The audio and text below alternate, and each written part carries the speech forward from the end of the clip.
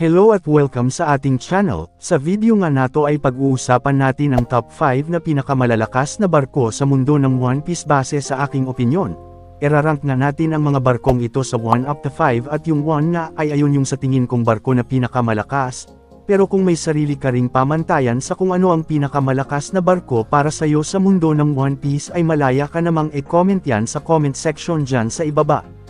Hindi lang basta transportasyon ang mga barko sa One Piece. Dito rin umiikot ang buong buhay ng mga pirata, mula laban, biyahe, hangout, hanggang escape scenes.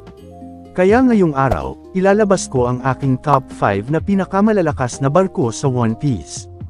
So bago nga tayo magsimula mga boy ay baka naman maaaring pa-hit niyang subscribe button bilang suporta sa ating channel at isama mo na din yung bell para lagi kang ma-update sa mga videos natin. At simulan na natin ta.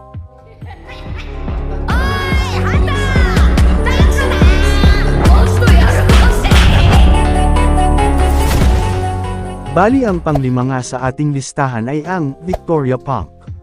Sa panglima nating pwesto, ang Victoria Punk ng Kid Pirates. Mukhang hindi ito masyadong nabibigyan ng pansin, pero kung iisipin mo, ang barkong ito ay representasyon ng personalidad ni Eustace Kid, brutal, industrial, at walang arte. Ang Victoria Punk ay parang galing sa isang dystopian future. Puno ito ng bakal, may armor-plated na hull, at bagay na bagay sa estilo ni Kid na gumagamit ng magnetismo sa labanan.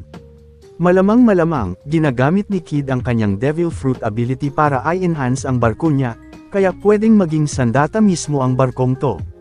Ang ika-4 naman sa ating listahan ay ang Queen Mama Chanter. Number 4 naman ay ang kakaibang barko ni Big Mom, ang Queen Mama Chanter. Imagine this, isang barko na may sariling consciousness. Oo, may buhay. Salamat sa Soul Fruit ni Big Mom, na gawang maging homie, ang barkong ito, literal na buhay na nilalang. May sariling personality at reaksyon sa paligid. Kaya nitong tumugon sa mga utos, maglayag kahit walang tao sa loob, at maging parte mismo ng mga laban. Bukod pa rito, isa ito sa pinakamalalaking barko sa buong Toto Land. Di biro ang firepower nito, may mga enchanted cannons, at mystical vibe na tatak ng Big Mom Pirates. Kakaiba, malakas, at may presence, kaya swak ito sa top 4 para sa akin. Sa number 3 naman natin ay ang Oro Jackson. Sa number 3, eto na ang legendary ship na nakaabot sa pinakasekreto sa Grand Line, ang Oro Jackson ni Goldie Roger. Kung usapang legacy at kayang marating, walang tatalo sa barkong to. Ito ang naglayag hanggang Laugh Tale, isang bagay na walang ibang barko ang nakagawa, maliban sa Thousand Sunny later on. Gawa ito sa Adam Wood, isang napakatibay at rare na kahoy na ginagamit sa mga ultimate ships.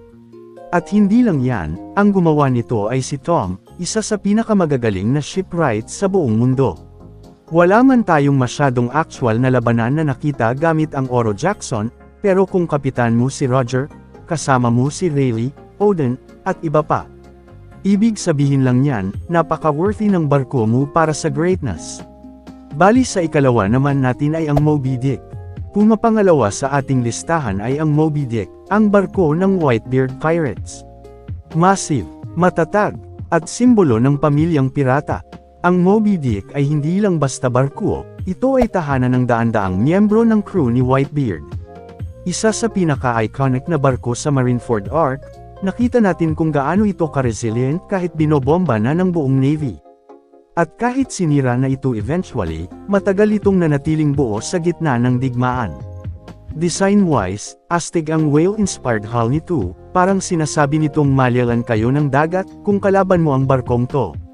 With Whitebeard on board, halos parang mythical beast na rin ang Moby Dick. At dam ako nangga tayo sa top 1, ang sa tingin kong pinakamalupit at pinakamalakas na barko sa mundo ng One Piece at ito nga ay ang Thousand Sunny. Pinaka nangunguna sa lahat, ang Thousand Sunny. Barko ng Straw Hat Pirates at masterpiece ni Frankie, ito ang ultimate pirate ship pagdating sa versatility, innovation, at battle capability. Bakit nga ba? Una, gawa ito sa Adam Wood. Solid agad ang durability. Pangalawa, may coup de burst, jet-powered escape system na parang rocket booster. Walang ibang barko ang may ganyang feature. Pangatlo, ang Soldier Dock System, parang base na may compartments for mini-ships gaya ng Mini Mary, Shark Submerge, at iba pa. At huwag kalimutan ang Gaon Cannon, isang malakas na beam weapon na kayang sirain ang buong fleet. Bonus pa ang Lion-themed design at pagiging advanced kahit sa standard ng world government. Thousand Sunny is the ultimate ship made for the king of the pirates. So ayan nga ang sa tingin kong pinakamalulupit at pinakamalalakas na barko sa mundo ng One Piece, per gaya nga ng nasabi ko kanina ay kung mayroon kayong sariling pamantayan sa kung ano ang pinakamalakas na barko sa mundo ng One Piece ay malaya ka namang e-comment yan sa comment section dyan sa ibaba, at kung may gusto ka ring i-request na content para sa akin ay mag-comment ka lang dyan sa ibaba at gagawin natin yan. Pero bago nga natin tapusin ang videong ito ay baka naman maaring mahingi ko ang suporta mo sa pamamagitan ng pag-hit ng subscribe button dahil malaking tulong na iyan sa channel, at i-click mo na din yung notification bell para always kang ma-update sa mga upcoming pa nating mga videos. So ayun lang, maraming salamat sa panood, peace out.